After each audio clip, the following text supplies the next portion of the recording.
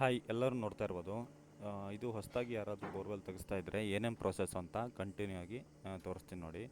Full process ಇದೆ ಸ್ಟಾರ್ಟಿಂಗಿಂದ end ತನಕ.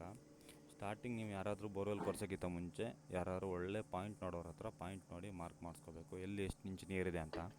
ಆ ನೀರನ್ನು ಪಾಯಿಂಟ್ ಮಾಡ್ಕೊಂಡ ನಂತರ ಡ್ರಿಲ್ಲಿಂಗ್ ಅವರಿಗೆ ಬುಕ್ ಮಾಡಿಸಿದ್ರು ನಾವು ಹೇಳಿ, ಅವ್ರು ಯಾವ ಡೇಟ್ ಅಂತ ಕೊಡ್ತಾರೆ, ಬಂದು ಗಾಡಿನ ಫಿಕ್ಸ್ ಮಾಡ್ತಾರೆ. ಅಂದರೆ ಗಾಡಿ ತೊಗೊಬರ್ತಾರೆ, ಅದು ಅಟ್ಯಾಚ್ಮೆಂಟ್ ಇರುತ್ತೆ ಫುಲ್ ಲಾರೀಲಿ. ಈ ಬಿಫೋರ್ ಡ್ರಿಲ್ಲಿಂಗ್ ಸ್ಟಾರ್ಟ್ ಮಾಡೋಕ್ಕಿಂತ ಮುಂಚೆ ಬೋರ್ವೆಲ್ನ ಅವ್ರು ಒಂದು ಸಲ ಚೆಕ್ ಮಾಡ್ಕೊಂಡು ಬಿಟ್ಟೆಲ್ಲ ಹಾಕೋದು, ಮತ್ತು ಬಿಟ್ಟಿಗೆ ಮೇಲ್ಗಡೆ ಗ್ರೀಸಿಂಗ್ ಎಲ್ಲ ಮಾಡಿಕೊಂಡು ಫ್ರೀಯಾಗಿ ಮೂಮೆಂಟ್ ಆಗುತ್ತೋ ಇಲ್ವೋ, ಯಾಕಂದರೆ ಮತ್ತು ಬೋರ್ವೆಲ್ ಡ್ರಿಲ್ಲಿಂಗ್ ಸೈಮಲ್ಲಿ ಏನೂ ತೊಂದರೆ ಆಗಬಾರ್ದು ಅಂತ ಕ್ಲೀನಾಗೆಲ್ಲ ಆಯಿಲ್ ಗ್ರೀಸಿಂಗ್ ಎಲ್ಲ ಮಾಡ್ಕೊಂಡು ಸೆಟ್ ಮಾಡ್ಕೊಳ್ತಾ ಇರ್ತಾರೆ ಮಿಷನ್ನ. ಮತ್ತು ಮಿಷನ್ನ ಕರೆಕ್ಟಾಗಿ ಪಾಯಿಂಟಿಗೆ ಸೆಟ್ ಮಾಡ್ಕೊಳ್ತಾರೆ. ನೋಡ್ತಾ ಇರ್ಬೋದು ಇಲ್ಲಿ ಮೇಲೆ ಕೆಳಗೆ ಆಗುವಂಥ ಸೈಡ್ ಚಾನಲ್ಲಿಗೆ ಅವರು ಗ್ರೀಸ್ ಹಾಕ್ಕೊಂಡು ಕ್ಲೀನಾಗಿ ಮೇಂಟೈನ್ ಮಾಡ್ತಾಯಿದ್ದಾರೆ, ಯಾಕಂದರೆ ಈಸಿಯಾಗಿ ಮೂಮೆಂಟ್ ಇರಲಿ ಮೇಲೆ ಕೆಳಗೆ ಅಂತ. ಯಾಕಂದರೆ ಡ್ರಿಲ್ ಮಾಡುವಾಗ 10-20 ಅಡಿ ಅಲ್ಲವಲ್ಲ ಫ್ರೆಂಡ್ಸ್, ಸಾಧಾರಣ 100ರಿಂದ ಹಿಡಿದು 700-800 ಅಡಿವರೆಗೂ ಮಲೆನಾಡು ಸೈಡಲ್ಲಿ ತೆಗೆಸ್ತಾರೆ.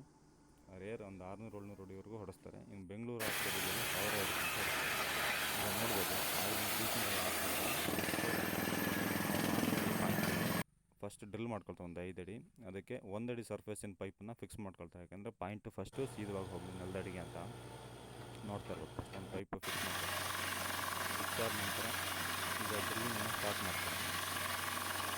ಫಸ್ಟು ಒಂದು ಲೇಯರು ಎಲ್ಲಿವರೆಗೂ ಕೈ ಸಿಗುತ್ತೆ ಅಲ್ಲಿವರೆಗೂ ಡ್ರಿಲ್ ಮಾಡ್ತಾರೆ, ಯಾಕಂದರೆ ಈ ಹಾರ್ಡ್ ಸ್ಟಾರ್ಟ ಎಲ್ಲಿ ಸಿಗುತ್ತೆ ಕಲ್ಲು ಅಲ್ಲಿವರೆಗೂ GI ಪೈಪನ್ನು ಫಿಕ್ಸ್ ಮಾಡ್ತಾಳೆ, ಯಾಕಂದರೆ ಲೂಸ್ ಮಣ್ಣು ಬೀಳಬಾರ್ದು ಒಳಗಡೆ ಅಂತ. ಒಂದು ಸಲ ಈ ಪೈಪು ಫಿಕ್ಸ್ ಆಯಿತು ಅಂದರೆ ಮತ್ತೆ ನಂತರ ಡ್ರಿಲ್ಲಿಂಗನ್ನು ಸ್ಟಾರ್ಟ್ ಮಾಡ್ತಾರೆ ನೀರು ಸಿಗುವವರೆಗೂ.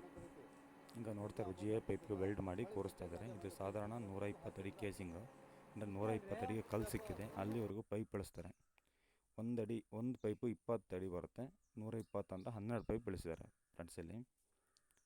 ಅದಾದಮೇಲೆ ಪೈಪನ್ನು ಜಾಮ್ ಮಾಡಿ ಮತ್ತೆ ಡ್ರಿಲ್ಲಿಂಗ್ ಸ್ಟಾರ್ಟ್ ಮಾಡ್ತಾಯಿದ್ದಾರೆ. ಈಗ ನೋಡ್ಬೋದು ನೀರು ಸಿಕ್ಕಿಲ್ಲ, ಡ್ರೈ ಆಗಿ ಹೊಗೆ ಬರ್ತಾಯಿದೆ. ಈಗ ಒಂದು 2 ಇಂಚು ನೀರು ಸಿಕ್ಕಿದೆ 180 ಅಡಿಗೆ.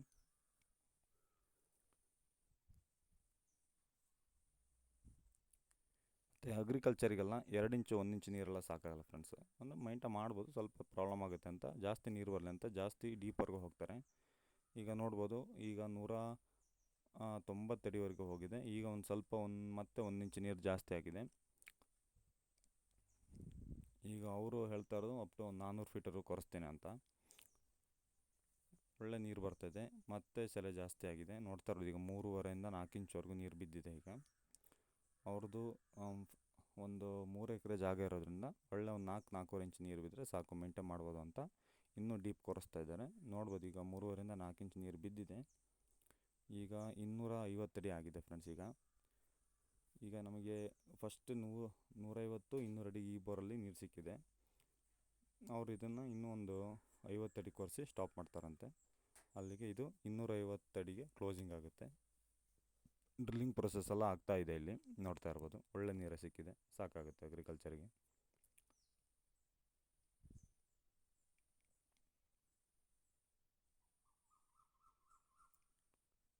ಮತ್ತು ಫ್ರೆಂಡ್ಸ್ ಕೆಲವೊಬ್ಬರು ಹೇಳ್ತಾರೆ ಆ್ಯಕ್ಚುಲಿ 1 ಇಂಚು 2 ಇಂಚು ನೀರು ಅಂತ.